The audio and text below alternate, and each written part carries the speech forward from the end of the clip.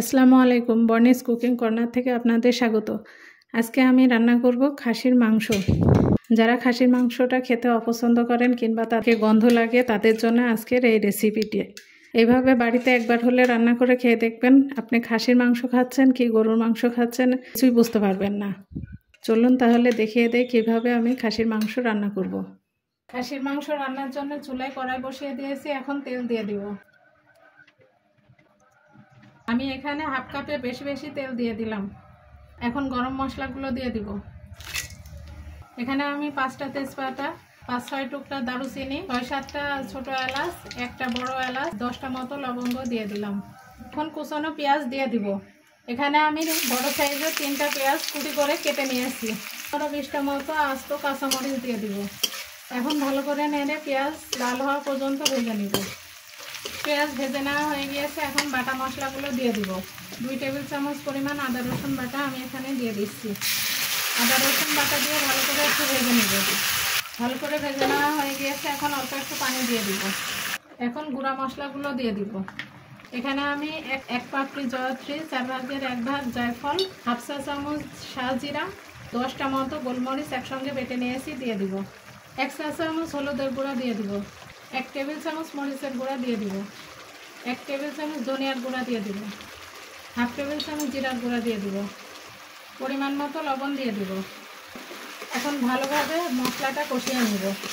ভালোভাবে মশলা কষানোর জন্য আমি আরও একটু পানি দিয়ে দিব। পানি দিয়ে এখন ভালোভাবে মশলা কষিয়ে নেব। মশলা কষিয়ে নেওয়া হয়ে গিয়েছে, এখন খাসির মাংস মশলার মধ্যে দিয়ে দেব। মাংস আমি ভালোভাবে পরিষ্কার করে ধুয়ে নিয়েছি। এখন খাসির মাংস মশলার সঙ্গে ভালোভাবে মিশিয়ে নেব। মাংস মশলার সঙ্গে ভালোভাবে মিশিয়ে নেওয়া হয়ে গিয়েছে, এখন ঢাকনা দিয়ে ঢেকে আমি রান্না করব যতক্ষণ না মাংস থেকে পানি ছেড়ে আসে ততক্ষণ পর্যন্ত। ঢাকনা তুলে দেখে নেব মাংস থেকে পানি ছেড়েছে কিনা। মাংস থেকে পানি ছেড়ে এসেছে, এখন ভালোভাবে মাংস থেকে বের হওয়া পানি দিয়ে মাংস কষিয়ে নেব। আমি আবারও 5 মিনিটের জন্য ঢাকনা দিয়ে ঢেকে রান্না করব। 5 মিনিট পরে ঢাকনা তুলে আবারও নেড়ে দিব।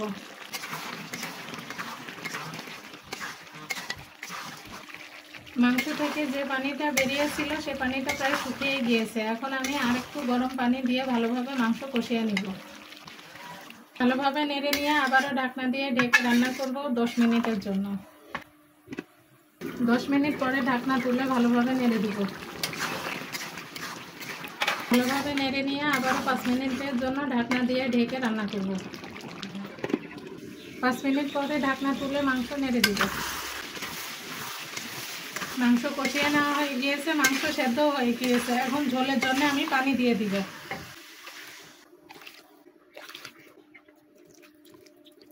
পানি দেওয়ার পর ভালোভাবে নেড়ে নিয়ে ঢাকনা দিয়ে ঢেকে আমি রান্না করব যতক্ষণ না ঝোল শুকিয়ে আসে ততক্ষণ পর্যন্ত। ঝোল দেওয়ার পরে আমি প্রায় আধা ঘন্টা মতো রান্না করে নিয়েছি। মাংস একদম কমপ্লিট হয়ে গিয়েছে, এখন নামিয়ে নিব। এই যে আমি খাসির মাংসটা একটা পাতিলে ঢেলে নিয়েছি। এখন ভাজা জিরার গুঁড়া ছড়িয়ে দিলেই মাংসটা একদম কমপ্লিট হয়ে যাবে।